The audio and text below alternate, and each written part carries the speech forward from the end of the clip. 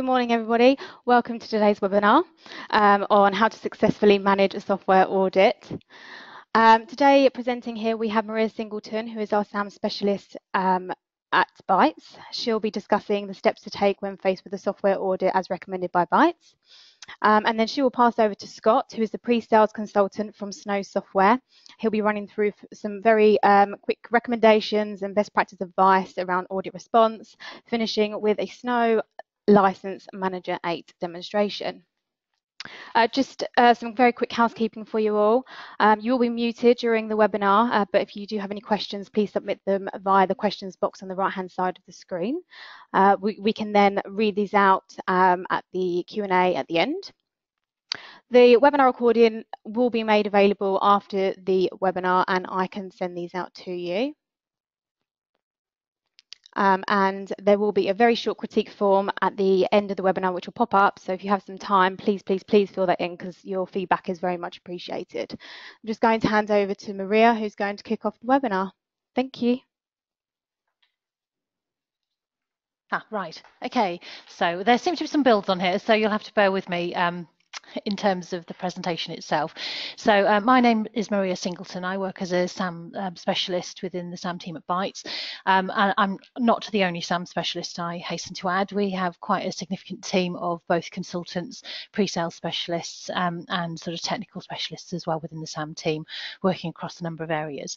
So just starting the presentation to really give a little bit about the background, what is the compliance landscape for most of the customers that we meet and are involved with. Now, we do see quite a significant increase in the vendors actually approaching our customers for audit, and in fact Gartner has kind of supported this. In one of their recent surveys, they've identified that 68% of customers will have will most likely be audited within the next 12 months. So in terms of audit landscape, most of the vendors have an active strategy when it comes to approaching customers about compliance, and it will arrive at some point in time. And also it is often repeated several years down the line as well. In addition to that, when we talk about, if you are audited by one of the software vendors, what will your exposure be? I mean, most of the responses I get from customers when we talk to them is that they run a pretty tight ship and they're not expecting any issues around their compliance. However, 9 out of 10 times we find that that's not necessarily the case, and that really comes down to some of the activities that we'll talk about further on in the presentation itself. But in a recent Gartner survey, 70% of organisations have a 30% discrepancy in their planned or actual software usage. So it means that a lot of organisations don't necessarily have 100% sight of what's been deployed, and as a result of that, their risk when they come under a review from a software vendor. So what do we do if we are approached by the likes of Microsoft or IBM or another software publisher? Basically, the 3 steps that we'd recommend are, first of all, make sure you get organised, and I'll talk through all of the sort of elements, what we'd sort of suggest are components of that activity a bit further on. We'd talk about making sure that you are armed with all of the facts, that you understand a lot of those unknowns, and that you get an understanding of what your compliance risk is before that, and any information is actually shared with those vendors as well. And then finally, there are a couple of elements around negotiating the best outcome for yourselves, so that it isn't money that any compliance resolution that you've got to place with the vendor isn't wasted spend effectively. So before this all we go into all the slides in detail, one of the primary activities within software asset management is that you move from a reactive approach to compliance and other areas as well within software asset management to become more proactive. And there's a lot of elements that sort of lend themselves very well to avoiding those issues around approaches from software vendors by actually having a proactive approach. When we talk about that proactive approach, the primary area is to make sure that you're organised, that you have all of the key roles within software asset management identified, and that you have kind of a centralized approach and a response to software vendor audit as well. And that needs to be filtered through the entire organisation as well. If you're a disparate type of organisation who perhaps allows a certain amount of autonomy at various different levels, then you need to make sure that any communication with your software vendors takes place from a centralised point, because there's no point in sort of providing a response to an audit if there is a part of your organisation that is also having communications and providing contradicting views on software that's deployed and your approach to software asset management as well. One of the other elements as well, and often overlooked, I mean, in terms of allowing some time to get all of your information together in response to those sort of vendor audits, is also when you engage with the vendors, make sure that you have an NDA signed before you have an open communication. And it means that none of that information will be shared or used in other parts of the business as well. But also it means that it has to go through a certain amount of due diligence, which would obviously take a certain amount of time and allow you a little bit of time to formalize your approach. Also, in terms of the partners that are communicating regularly with the auditors as well. So any internal communication needs to be centralized as well as any external as well. So make sure that you're all on the same page and ensure that it is a centralized approach and you're all delivering the same message to those software vendors as well. So in terms of the letter drops or the email drops, make sure that you inform your relevant stakeholders and the legal department as well. It's pointless if you are being audited and it arrives on a sort of lower level within the organisation that needs then to be escalated up to the people who are ultimately going to be held responsible for any compliance areas as well. And also in terms of the legal team as well, so they can make sure all of those NDAs and formal approach are followed. Make sure that you understand what the software vendor is actually asking for as well, because there are varying different levels of response that they require. In some cases, they'll want a full audited review. So that will be something like an effective license position where you've married up both your entitlement against your license obligations, and then you submit that. Or they might actually just be looking for specific product sets and specific install data around those product sets as well. And that might be actually running scripts against your systems and providing that output. Make sure you do provide a response, even if it's just a holding email. It's not worthwhile working with an angry vendor if you haven't actually provided that response. So an acknowledgement around the fact that you've received their request, but then internal processes need to then take place and bring it in line with your internal process and policies as well. The vendors will need to make sure or allow you time to perform due diligence around providing any information that you submit at the end of the review. Make sure you have a working group that understand their roles and responsibilities, and hopefully this should already be in place if you've got a defined SAM strategy within your organisation.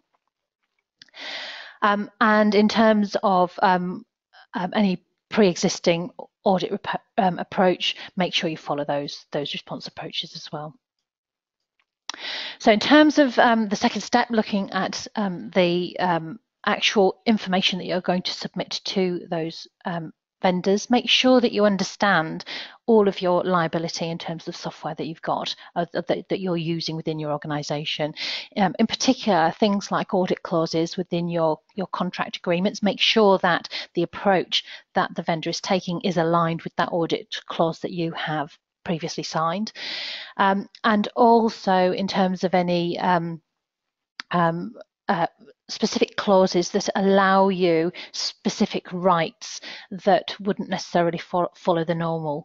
That means that there might be some clauses that you're utilising or have historically been granted that might not necessarily be picked up, so they need to be flagged and catalogued as well. And also check if there's any specific notice period that the vendor needs to give you as well. Quite fundamental to any audit response is making sure that you know what you've got installed, and more importantly, what is licensable. Now that in itself can be quite a challenge, because a lot of inventory tools will provide you lots of executables, and then you have to filter those down to the actual licensable products themselves. But it's an activity you need to undertake.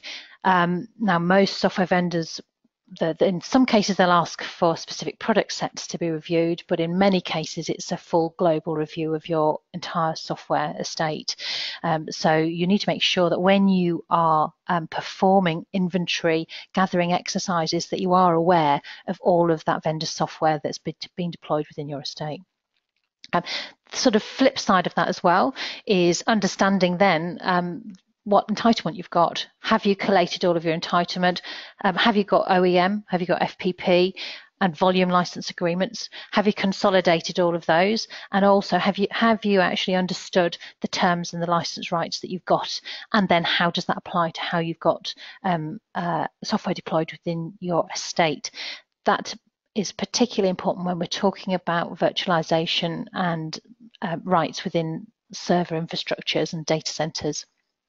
And the other area as well to note, in some cases you might not have a subject matter expert that can provide this sort of advice around your license usage rights. So in some cases you will need to seek external advice to make sure that your understanding is accurate.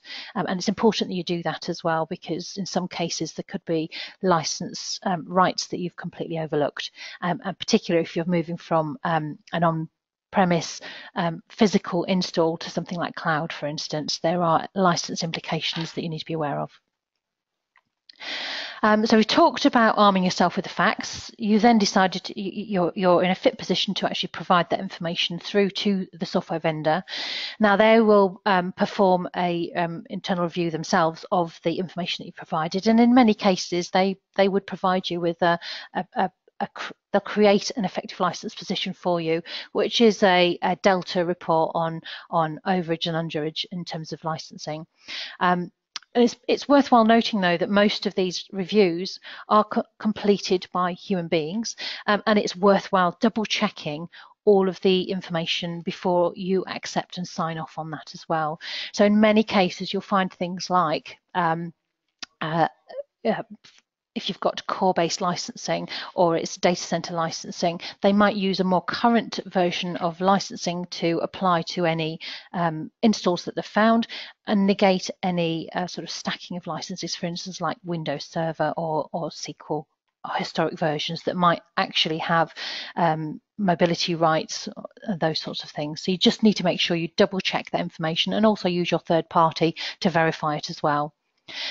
Make sure that the entitlement records are accurate. Primary element would be to make sure that your all your organisations within your sort of group, if it's a group of organisations, are included, and that will be current names as well as historic, and also in terms of the auditor's results, if there's specific areas that you think their understanding is not right, you might have affinity rules on specific devices that restrict movement, those sorts of things. Make sure that they are all flagged and articulated to the vendors in the event of an audit.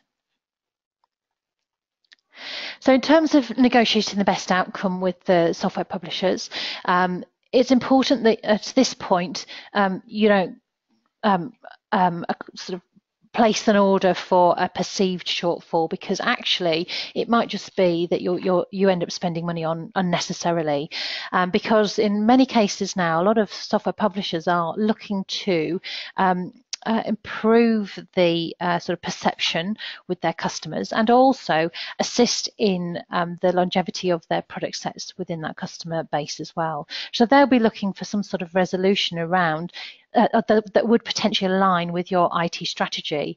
So it's worthwhile making sure that your IT strategy team are also involved in this process, because you could actually get a better result.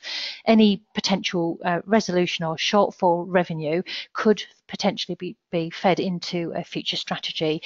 It will obviously mean that will have to be brought forward in terms of the procurements that you're going to make for that strategy, but at least it's then money that's well spent. Again, seeking external support as well would allow additional sort of leverage when it comes to understanding the terms and conditions in future contracts to allow you to get a better result as well. And really, in terms of the sort of negotiating the best outcome, it's involving all of those parties and bringing that all together. Now, in terms of the assistance, Bytes can provide you with help in all of these areas. We have a SAM team that have helped in a number of areas where customer has already gone through an audit. In some cases, I mentioned with sort of a customer that I saw a couple of days ago, they had 4 members of their team that have spent the last 3 months consumed by providing results for a Microsoft audit, and actually we can take some of that pain off you, because we can assist in both the data gathering from an inventory perspective and also from a license entitlement side, and reduce the amount of effort that's involved within the team itself. We can also then, as a sort of follow on from that, provide ongoing services that help you become more compliant. We have other customers who have asset management services with Bytes, and one particular customer started sort of 3 years ago with a £900,000 sort of compliance risk around specific vendors. Over the 3-year period, that has been negated, and in fact last year they were audited by Microsoft and there was only a 4k perceived shortfall, and that was actually accrued funds anyway. So it's quite a strong message that actually, if you've created that organisation for SAM, you have a software asset management strategy, you've implemented the tools, and you've got the right organisation, it becomes a pain-free engagement when the publishers actually come to review you. In terms of the services Bytes can provide, we perform license reviews for customers. We have managed services. We can also review those process and design implementations around, what does your organisation structure around software asset management look like, and what tools and technologies have you got currently, and how can we leverage those or build on those to provide better visibility. And at this point, I think just in terms of who Bytes are, I think if you're not Bytes customers, you're probably aware that, or you are Bytes customers, we've been around since 1992. We are Microsoft licensing specialists. That's where our sort of name has come from, but we do have other vendor specializations as well. We have a very large training team. We've got a very large software asset management team as well. In terms of cloud services, it's a very strong area for us as well. And we have a very strong wealth of, I would say in the bottom there, other vendor expertise, Citrix, Oracle, IBM, VMware, and also within our solutions team as well. And at this point, I think my next slide hands me over to Scott. Thanks, Marie. So yeah, my name's Scott Walk. I'm a pre-sales and SAM consultant at Snow Software. Been asked to join Bytes today, present. So Maria, thanks for, as I say, thanks Maria. Obviously Maria mentioned a few stats from Gartner earlier on in our slides, and I'm actually going to start with another one. As you can see from this statement, clients that mature their SAM processes and use tools to focus on license optimization typically report up to 30% spending reduction within the first year. Why is that? Is that customers are, having been at Snow for quite some time and working with either small to medium sized right through to enterprise, a lot of customers are finding it very difficult to even know what software they have, let alone what agreements. A lot of software that's left dormant, unused, or actually being used by the wrong person. So let alone finding out what they've actually got to what they're actually entitled to. Then of course, if that process and the fundamentals and the principles of your SAM processes are looked at and matured, then of course and using a tool to support that process, then of course we are actually seeing 30%, in some cases even more. But this is a Gartner statement, so of course it's going to be a kind of generic in the middle of the road. But today at Snow, we're actually seeing some slightly higher figures from that as well. So hopefully when this statement is refreshed in 2017 later this year, we'll hopefully see that figure going up. So that's a huge step forward. And in fact, that Gartner are actually more now physically looking at software asset management as a sector itself.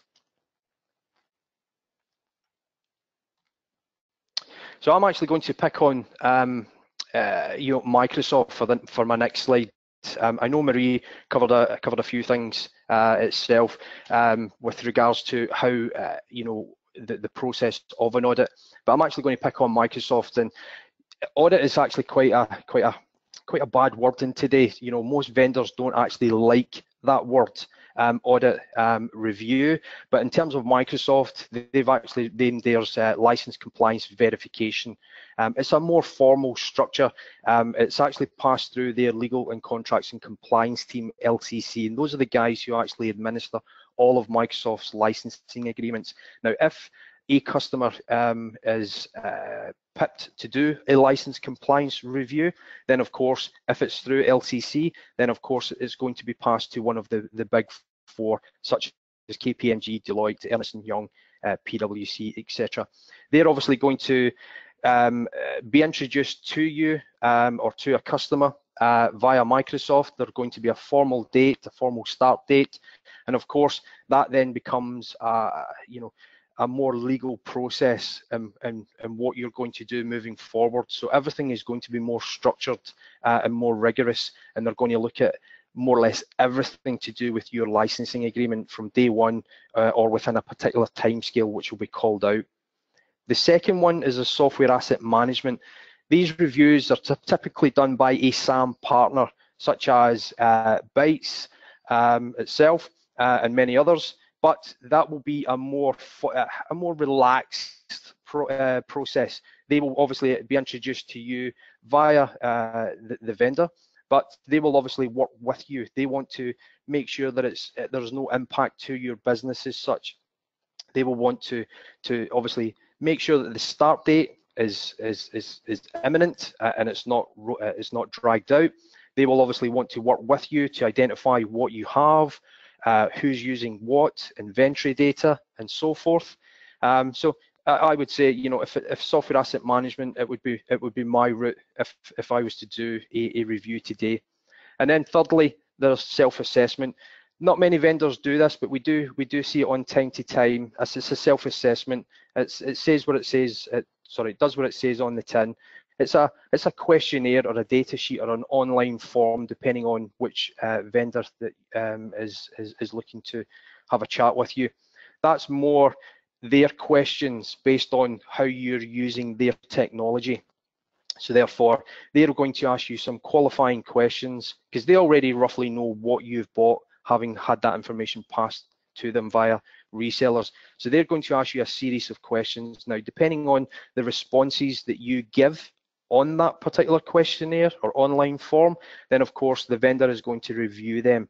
Now, it's not to say that you are going to be lying on those reports. It's always good to make sure that you are true to the point of how you're using their technology. So therefore, they can then make a call if they will take that self-assessment no further, i.e. they just want to do a kind of a date stamp, a time and point to make sure that you're using their technology as according to the product use rights or to the licensing agreement of how it's actually set out.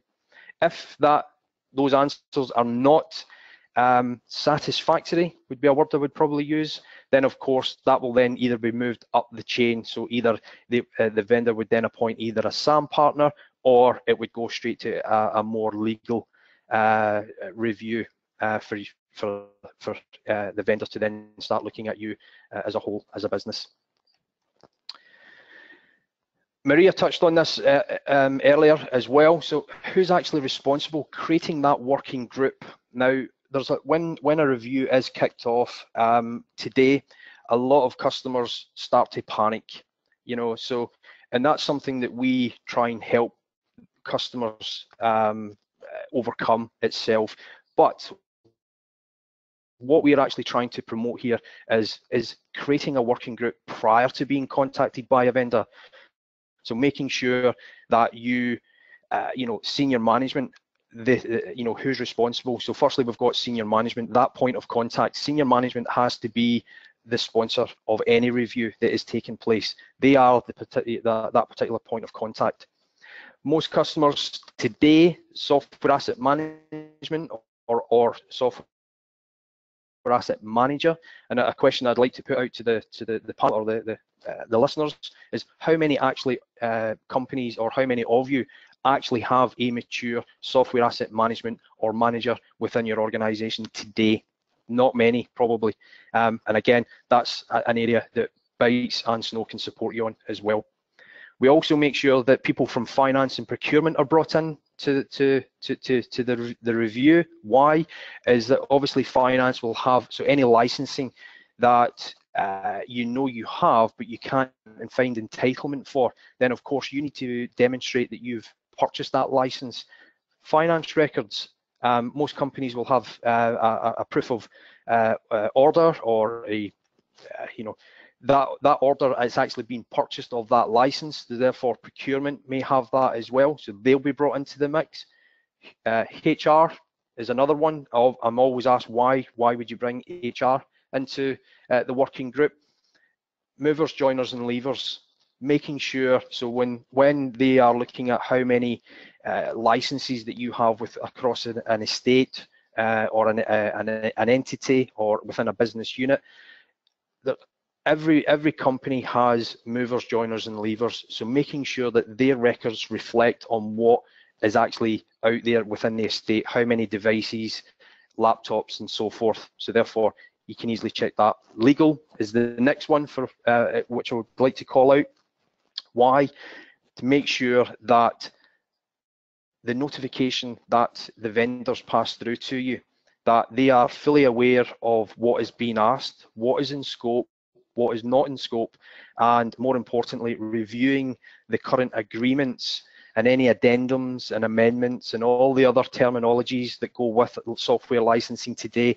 They need to make sure that they are covered and they are comfortable that they can then demonstrate licensing or a position back to the vendor or SAM partner, depending on the engagement process.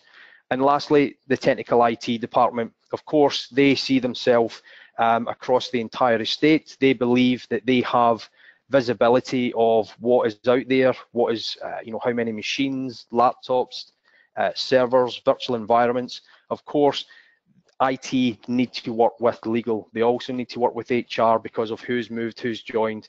If they can't find any entitlement licensing, then of course they can go to finance to see if they've had a record of purchasing that. That will then be fed up through the software asset management team or manager. And of course, the you know, and my last point, who's the linchpin, the ultimate responsible for that particular review. We recommend that it's someone within a senior management. If not, then senior management is sponsoring someone within the software asset management team, if not the software asset manager. That person will be the single point of contact to do the communication, either between themselves and the vendor, or themselves and the auditor, or whoever it is doing that review, so that there is no miscommunication. So data gathering and validation, base licenses. So, you know, volume licensing today, it's a very complex world. Software licensing today, all volume licensing, particular for Microsoft. When you enter into a volume licensing and you want to say you want Windows 10 within your volume licensing, then of course Windows 10 within volume licensing, if you haven't already been made aware, is upgrade licensing. It's not an actual physical full license. So therefore, you need to make sure that all your base licenses are there, particularly i.e. OEM, FPP, and that those base licenses cover that particular license, therefore supporting upgrades on future licensing agreements. Volume licensing, particularly with software assurance or maintenance, depending on the vendor that you're dealing with, a lot of them come with downgrade paths. So you may have standardized on software today, i.e. 2014. We've now got all the 2016 and future versions coming out. Even although you have entitlement for those licenses, you've actually standardized on 2014. So if you start to roll out more 2014, that 2016 license could potentially cover those. So you don't necessarily need to move on in technology, but at least the licensing will cover you for that. And it's amazing today how many people still find that difficult to manage, upgrades, downgrades, cross editions, etc., etc. But then you've also got the license types, either core per processor. And again, picking on Microsoft, who have done a massive change with Windows Server and System Center. It's went from a proc to a core-based model. Customers who have current volume licensing agreements today, and if they then move on to the 2016 editions of the Windows Server, then of course that core licensing can cover the proc itself, or they can use the proc till the end of the current agreement, and then once that agreement expires or is terminated and they move forward with 2016, then they're automatically moved into core. So the complexities around that alone, and then SQL licensing, minimum of 4 cores itself, physical, virtual, those environments, those terminologies, the product use rights can all start to add up, and therefore making it more, very hard to manage itself. But one of the biggest things today is virtualization. It's all well and knowing what servers you have out there, but most people are now looking to go virtualize their environments very heavily. So again, virtualizing hundreds and thousands of servers within managed service providers, enterprise agreements, you're going perpetual, you're going hybrid, they want to move up into virtual before potentially moving to cloud if they're not ready just to move straight to cloud. So therefore, managing those virtual environments is one thing, and of course at Snow, it's something that we can do very well, which I'll touch on hopefully in the demo later on in the slides. You also have other added benefits such as work at home. So again, additional use rights that your employees may have access to, or you've given access to. Again, that adds more complexity because bring your own device, work at home. These are all benefits that add more complexity to your volume license agreements. And then you've got the last one, or there's 2 more on my list, but I would say the last one here is mobile rights, VDI, VDA, Office 365. These are now new technologies, new way of doing business on multiple machines. Office 365 giving you potential rights of using that software on up to 5 devices. How do you track that? How do you know what machine that user has been using it on if they've not just been using the apps for it itself? And just very quickly, obviously, agreements, open, enterprise, MPSA. Depending on the size of your organization, depending on how many entities that you have, then of course, those agreements, Microsoft give you multiple options for looking at, what your business is, what you're doing, where you're moving to.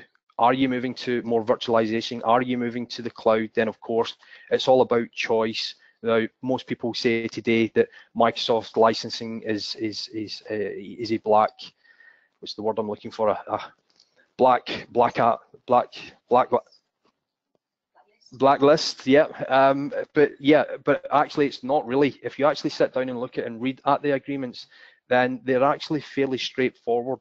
Microsoft is, just picking on Microsoft again here for their volume licensing agreements, it's all about choice. They've given you so much choice that choice is you've then made a choice to do something at a particular time. Times move on, technologies change, virtualization and cloud. Therefore, that's when the environments start to be more dynamic. Therefore, trying to keep a track of what's been changing within that environment. Then of course, that's what you need to then get your head around and try and manage moving forward. So your SAM processes, and obviously using a tool to support those processes moving forward. Last but not least, managing the audit. Communication, communication, communication. Communicate internally. Make sure that working group is all talking, if not meeting face to face, so that there is no duplication on any information or duplication of work, let alone communication, back to the auditor, if not the vendor, if they're working with you directly. I cannot stress on that enough the amount of organisations that we support today who we obviously talk to them about that working group. They create that working group. They go off and do their own thing. However, make sure that that working group is meeting on a weekly, if not bi-weekly basis, depending on how long the review is taking. So therefore, making sure that the review doesn't stretch itself out. No one's duplicating on anything. And that single point, that linchpin, if it's not the senior management, it's the SAM manager themselves or a person that is being supported by the senior management team. They are that single person who will do the communication back and forth with the SAM partner or the vendor and no one else.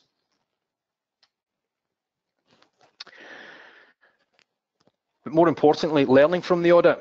You know, those who have actually been through an audit or a review or a license compliance verification, review and improve existing SAM and audit processes.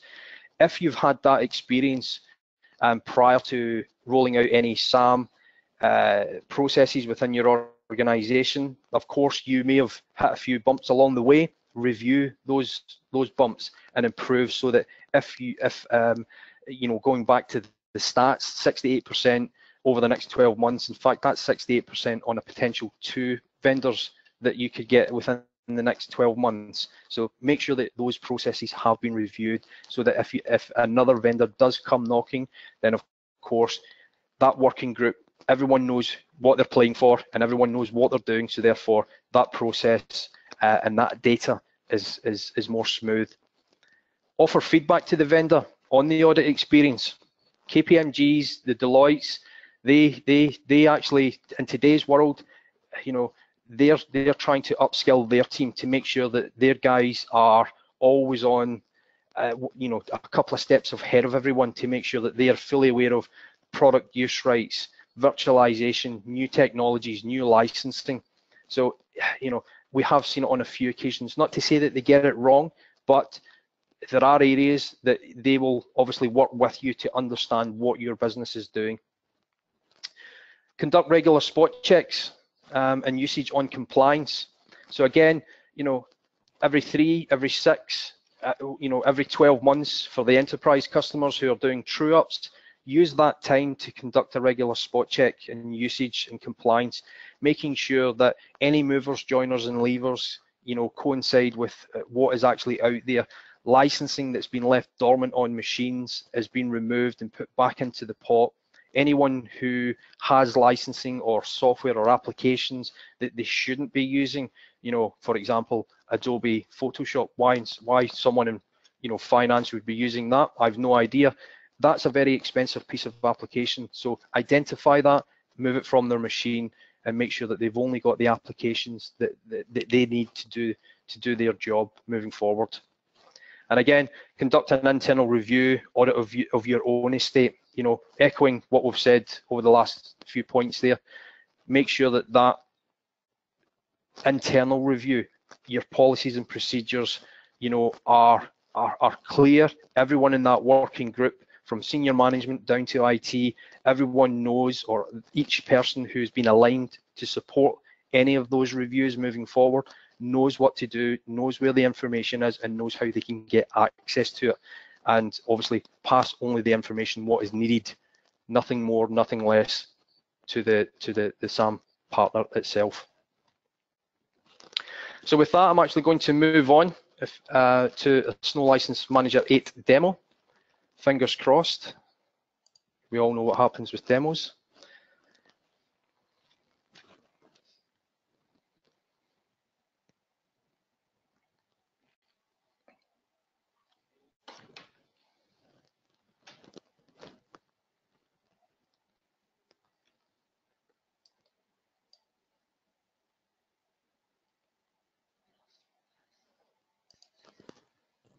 So Snow License Manager, for anyone who hasn't actually seen it, is a web-based portal. I'm actually going to sign in as administrator, so this will give me a view of everything.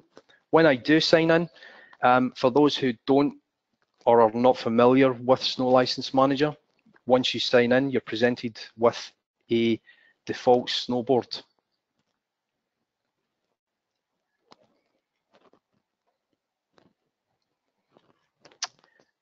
There we go. Sorry for the slight delay through the WebEx. So as I said, I'm just going to run through a few key points here on Snow License Manager. We've got Snow License Manager here in front of us. We've got the default snowboard. Everyone will be presented with this. All the snowboards are dynamic. They can change. So if I was to sign in, I will see my default snowboard. If Marie was to sign in, she would also see a default snowboard. However, we also have other snowboards that we can create, for example, hardware lifecycle management and so forth. You know, that's my particular snowboards are personal. So depending on your job role, who the user is, what their job role is, then of course they can set up Snow License Manager to suit their role, to suit what they need to do and what information that they need to look at. So for example, I'm looking at hardware. So if I've been tasked with hardware, then of course, you know, what we do is we deploy or recommend that we deploy an agent out to all the devices, including the server and data center and clusters. And of course, we can map that information, so we can gather that information. But looking at, more importantly, of what we're talking about today, is, as I say, we will recommend that you deploy that agent out. We can actually take other feeds, such as feeds from SCCM, your CMDB, and so forth. So we can gather that information. So this is Utopia. We've deployed, we've either gathered information, and we know exactly what is out there. And as we can see on the screen right now, is that we can see all the application names, the manufacturers, the number of installs, the number of users. Does it require a license? Yes or no? And more importantly, the licensing metric.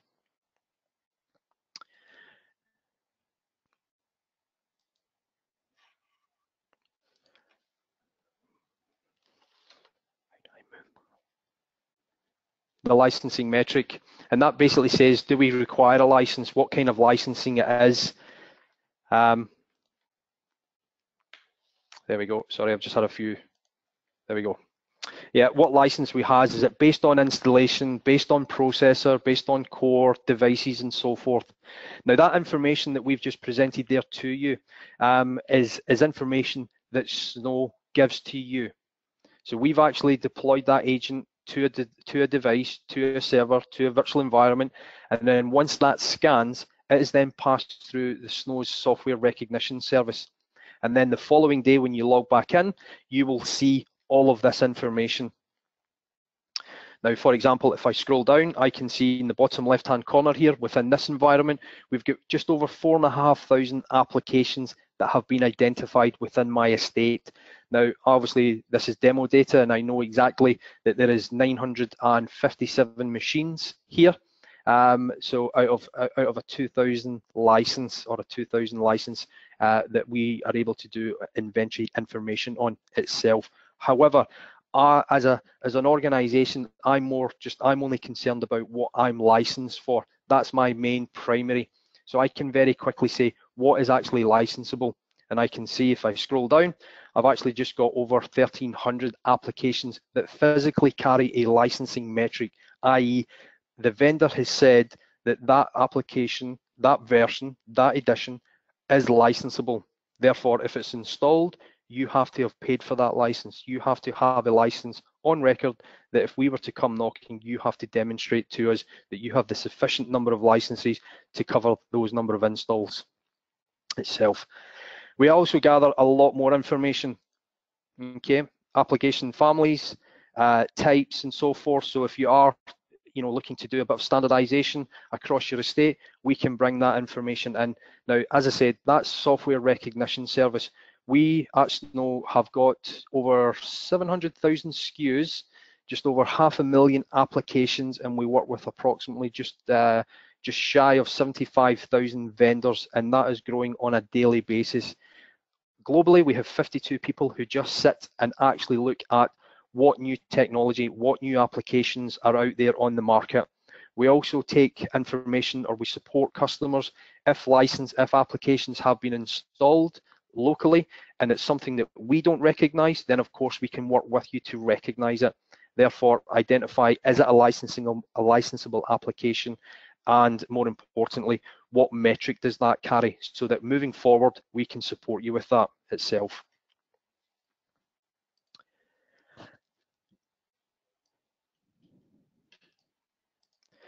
One of the other key areas that Snow License Managers can support you on is data centers and clusters. Now, if it's something called VMO, or the virtual management option.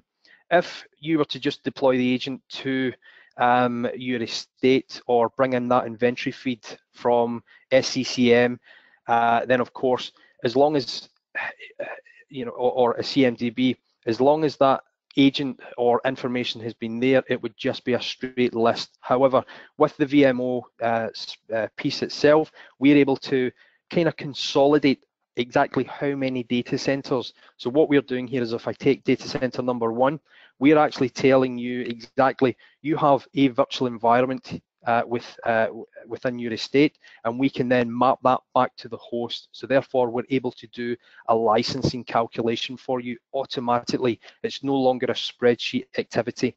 So for this particular host, or this particular data center, we can see that we've got 3 hosts. We've got 9 processors within that, 36 cores. Average number of cores per processor is 4. There's 65 virtual machines, but yet we're only 30% covered on the licensing. Why is that? So that now we can start to look into that in a little bit more detail. So firstly, I can see that there is actually 31 virtual machines that haven't actually been inventoried. Now, 31 machines that have not been inventoried is a lot. No doubt all of the information, or all of the applications on those virtual environments add up to hundreds of thousands of pounds of applications, let alone what the licensing does. So therefore, we need to know exactly what is on those machines, i.e., are we licensed for them? So I want to start looking at that. So if I say, there's my virtual machines, there's all the 65 virtual machines, but I just want to look at the ones that have not been inventoried. So I can very quickly narrow it down and saying, there's all the host computer names, there's the virtual machines. The operating system, obviously, it's not picked up because the agent is not on there. When it was last scanned, but more importantly, it's either suspended or powered on or powered off. Now, that, regardless of whether it's powered on, suspended, or powered off, the fact is that it's been installed. The licensing, those machines or virtual environments, are still active. Now, if you didn't have a tool in place and a KPMG or a Deloitte or a SAM partner came knocking on your door today, if you didn't have a review, then what they would potentially do is they would say, if you are not able to provide that information to them, then they would ask you to potentially run scripts across your estate. Those scripts will just run out, identify all of the machines across your estate, laptops, desktops, servers, virtual environments, but it will not bring back what is powered on, what is in disaster recovery, and so forth. Now, what we can potentially do is we give you that more granular detail. So we can see that those machines are there, licensing, no doubt, or applications that carry a very high-end licensing price tag are on those machines. So therefore, all of the unknowns are now become the known. So therefore, we would recommend, as part of your policies and procedures of your SAM, that any virtual environment that is spun up is known about, that it's documented. So therefore, if that virtual environment is only spun up to do a particular job, then it's turned off shortly afterwards if it's not doing a job moving forward within the particular environment. So therefore, we can start to look at that. But more importantly, from a host perspective, we'll take, again, we'll take Microsoft as an example. Microsoft will obviously map back to the host. So therefore, because they want to know how many virtual machines are actually within the host, because they want to reconcile that against the number of processors or number of cores. So therefore, we can see that those machines or those virtual environments are sitting on 3 hosts, each carrying 20, 21, and 18 virtual machines, and then obviously the number of cores and processors. So we can very quickly identify the right calculation for the licensing accordingly. More importantly, all of the ones that have been inventoried, we can show you all of the applications that have been that are actually installed itself. So those are all the applications that have been identified on the 34 that have been inventoried. Now, of course, we want the whole 65, and obviously that will then work in your favor to then give you a better licensing position. And obviously the licenses itself, is it tied back to a particular agreement? Is it tied back to a maintenance and so forth itself? Oracle is another one that we can support you with as well. Oracle databases. So therefore, all of the features that carries, and then obviously tie that back to Oracle agreements, named users, processors. Now, if anyone has anything that we've noticed is that Oracle themselves, the way they do calculation on their procs and cores is quite phenomenal, as opposed to any other vendor itself. So it's an area that we can work with itself through Snow License Manager. If I've got my tongue there. Obviously, what we want you to do is, if you do move forward with Snow License Manager, we want you to actually populate all your licensing agreements there. Make it a central hub. So if you don't already have a CMDB that's housing all this information, then use Snow License Manager. Use Bytes to support you, gather that information, upload MLS reports into Snow License Manager, which we can do with the support, either with Bytes. They can support you, gather that information, upload that information. The agent is then deployed out, or inventory information is populated, and then both worlds will collide and therefore give you a compliance position. It sounds quite straightforward. It's not. There are a lot of steps in between that, but again, that's what Bytes are there to support you with itself. But more importantly, the reports. Okay, reports. If a vendor comes knocking, if a SAM partner comes knocking and saying they need to support you to do a review, then of course you need to provide that information to them. So as long as all that information, your licensing entitlement, your inventory information is populated, then of course we can support you create the info or the reports of what you need. So for example, I know I'm on reports just now, but I'm actually just going to click on licenses and licensing overview. And up in the top right hand corner here, we can see compliance. Now that's a compliance position on my entire estate based on all of the inventory and all of the licensing agreements that I've put into Snow License Manager just now. Okay, so along with my SAM processes, I can very quickly say I want to see a position for Microsoft. And again, here is all the information, but it carries, again, it's all Red Hat, Oracle, IBM, and so forth. But if I actually go up to the column selector, again, these are just the generic views that you see here.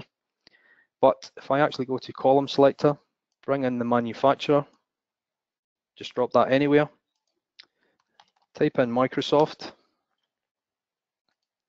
close this down, or shorten them.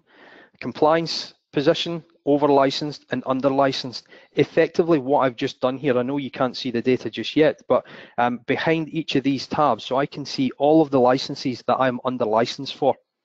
Okay, I can see all of the applications that I'm over licensed for, and by how much, if you obviously put along with your licensing entitlement or the licenses that you put in, put a cost of how much that license costs, and obviously all the licenses that we see that you are compliant on. Now what I've just done there, if I was to export that, I've actually just created effectively, think of it as like a baseline of a Microsoft position That gives you a clear indication of what you're compliant for, what you're over licensed, but more importantly, what you're under licensed for. Therefore, giving you a better position to get yourself in order, to put your software asset management processes and tools in place, work with Bytes to support that. Therefore, if a vendor or SAM partner comes knocking to do a review, you are in a better position to move forward and resolve that itself. One of the other areas that we can support you with, I know because a lot of customers, and I know a lot of Bytes customers use IBM, is PVU, PVC.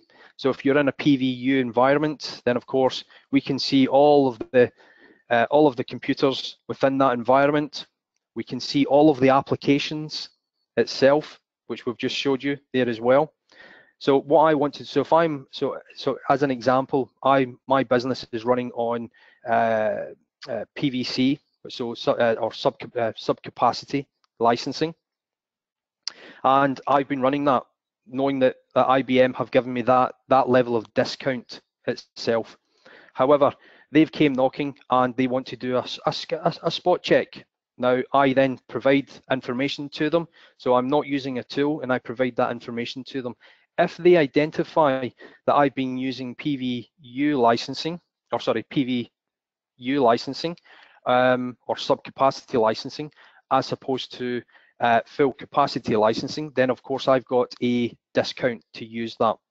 However, I need to make sure that I've installed any environments that I've spun up. I need to make sure that I have ILMT, BigFix or TAD4 installed to make sure that those environments so that I can maintain that discount of licensing for that. However, an engineer has went out, installed a license or set up a virtual environment, but has forgot to install the ILMT or their licensing metric agent on that particular environment.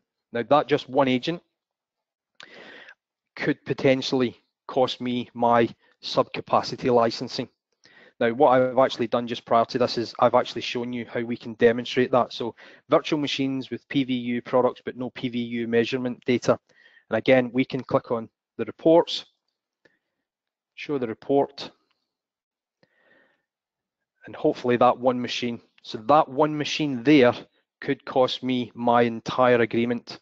So I'm now penalised. I'm not paying for subcapacity. I've now been penalised, and there is no way you can twist their arms to change their mind for IBM. If they identify that you've been abusing their licensing agreement for subcapacity, you're penalised, and that PVU licensing will then, your next bill will be on full capacity licensing.